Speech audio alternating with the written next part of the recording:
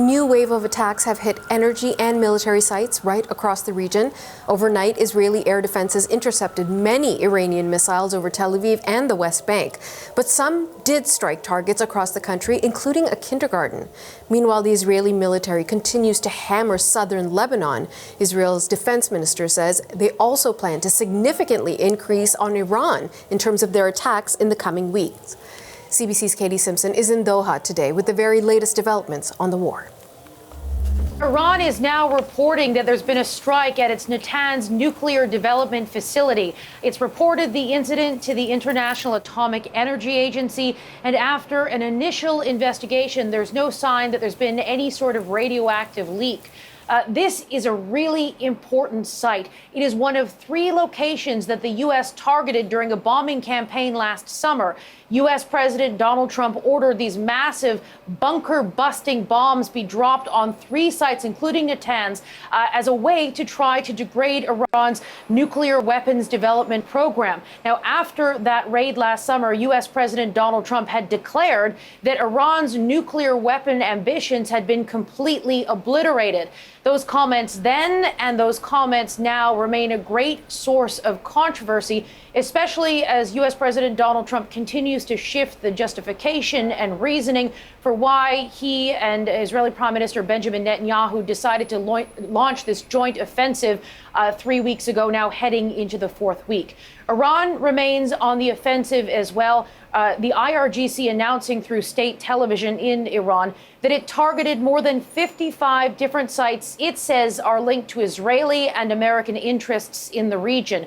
As we know, Iran has been targeting energy sites, critical energy infrastructure positions all across the region, really testing the defenses, particularly of Gulf nations. And that is in retaliation for an Israeli strike on a key domestic energy production facility, the South Pars gas field, that took place earlier this week.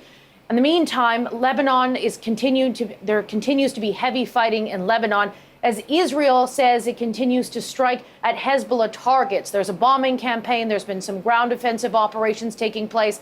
Israel says 4 Hezbollah combatants were killed in the fighting.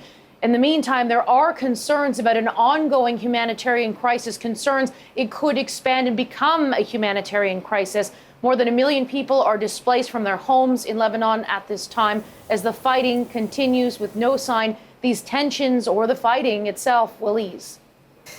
Katie, there's just so much to cover, and as you rightly referenced, the messaging from the president has shifted a number of times about why this war was launched in the first place. And now we understand he's sending mixed messages again about what needs to happen next.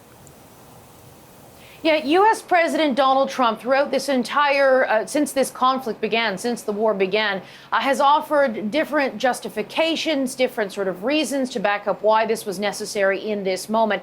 And when it comes to what the American strategy moving forward is going to be, again, it's another moment where some of the statements are in conflict with other statements. So U.S. President Donald Trump, as he was flying to his Florida estate Mar-a-Lago on Friday, he put out a post on social media saying that they're considering winding down the military operations. At the same time, it's being widely reported in American media outlets that the U.S. is sending 2,500 additional troops to the region, as well as 3 additional warships. They'll be arriving in the Middle East sometime soon, according to those American news reports.